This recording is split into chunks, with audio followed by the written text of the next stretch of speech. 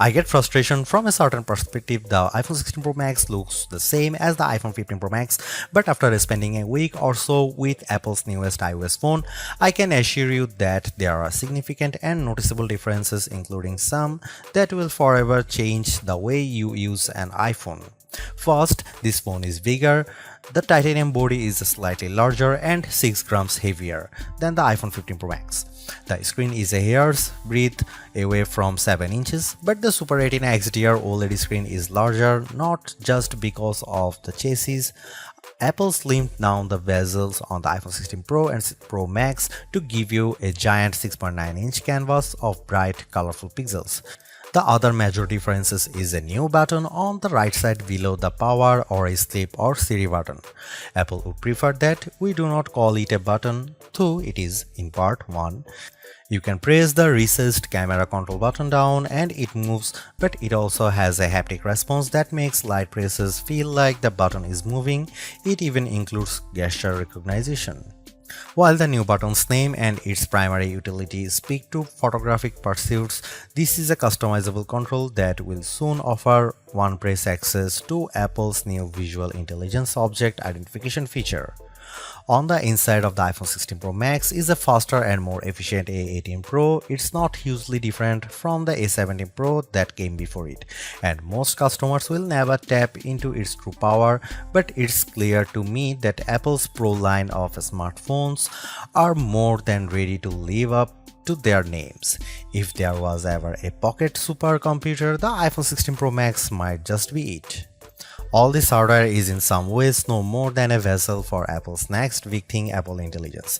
However, Apple's own take on AI is also the greatest source of frustration, as it's far from complete.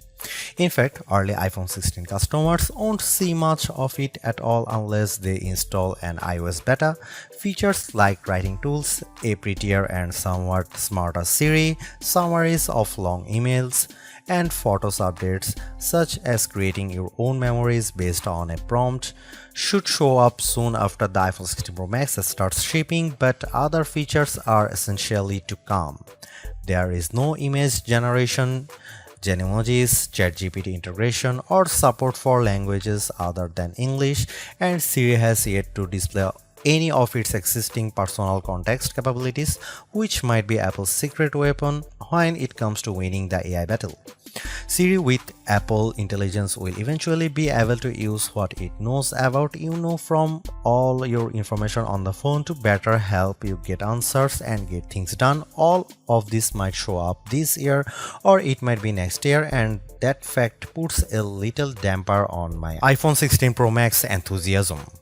If you are not buying this new iPhone for Apple Intelligence, then allow me to direct your attention to the formidable camera array. While it's not entirely new, there is a new and faster sensor behind the 48 megapixel main fusion camera, and the ultrawide makes a leap from 12 megapixel to 48 megapixel. The 5x optical zoom is mostly unchanged, as is the 12 megapixel true depth selfie camera. There are, however, myriad new imaging and even audio tricks that I'm certain every iPhone 16 Pro Max owners will love. There's 4K 120fps videography that can, via a new speed tool, be stopped down in increments to give your videos a truly cinematic feel. There are also new audio mix tools that, in certain environments, can add studio quality to audio that wasn't captured with a microphone.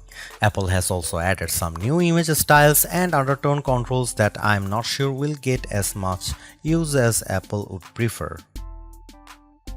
If you are asked to me, the choice between the base iPhone 16 and the iPhone 16 Pro Max is simple.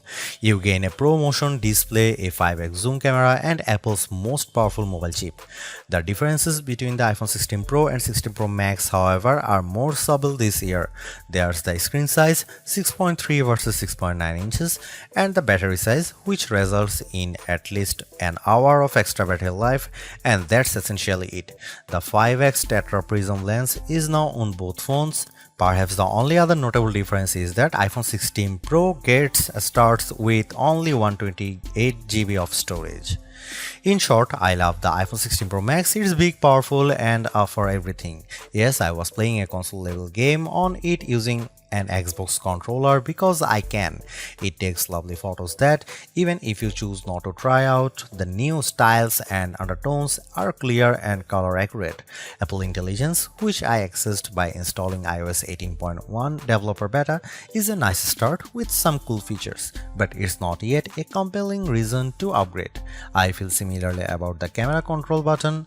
Don't get me wrong, I like the new button and I think it's full of untapped potential, but there's almost a bit of competition now between the 1-year-old action button and this new, arguably more sophisticated one. Those who buy any of the new iPhone 16 models will probably get a lot of use out of the camera control button and wonder how they used their iPhone without it. In the meantime, the action button might sit unused until Apple eventually shows it the door. The iPhone 16 Pro Max was announced at the Apple Glow Time event on September 9, 2024 and it's shipping from September 20. This is a larger phone with more screen, more power, AI and a brand new camera control button, but it still costs the same as last year's iPhone 15 Pro Max in the US and UK. It's actually a little cheaper in Australia. I'm not arguing that $1,199 for a 256GB iPhone is cheap, but at least Apple didn't raise any price hike by $100. Apple also made a point at this year's iPhone 16 launch event of talking about some big trade-in deals. Its point, I think, was that you probably won't be paying full price for these phones. The virtually identical iPhone 16 Pro costs $999 but starts with half the storage space. If you like big screens and want a reasonable amount of storage for all that 4K 120fps video, you probably want to choose the iPhone 16 Pro Max. The iPhone 16 Pro Max is available in natural titanium, white titanium, black titanium and desert titanium, which is the color of my test unit. I still prefer the black. While Apple hasn't radically changed the iPhone's camera array, there are enough changes in hardware, software, and image processing, along with the aforementioned camera control button to make the imaging system feel fresh and new. On paper, we have just one notable megapixel upgrade, the 48-megapixel ultra-wide camera, which will not only improve wide-angle shots but has a measurable impact on macro quality.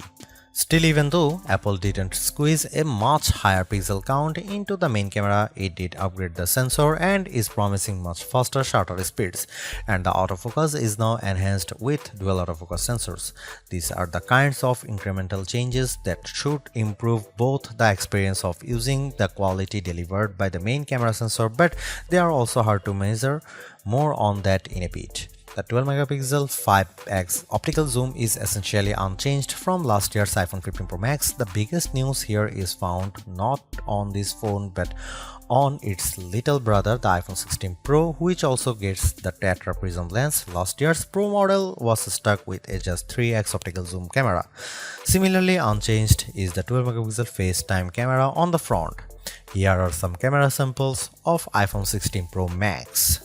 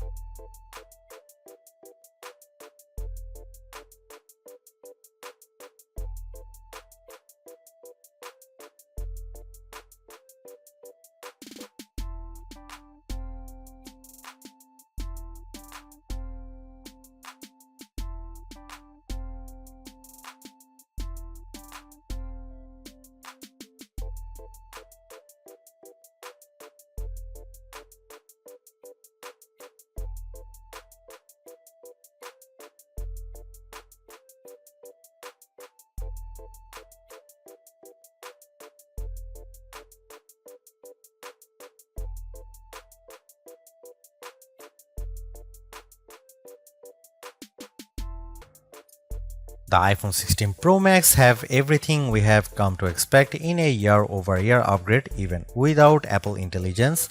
The 6.9-inch iPhone 16 Pro Max have a slew of upgrades including a good battery life, outstanding photo and video chops and iOS 18. The iPhone 16 Pro Max are excellent phones worthy of a spot in your pocket if you can afford them.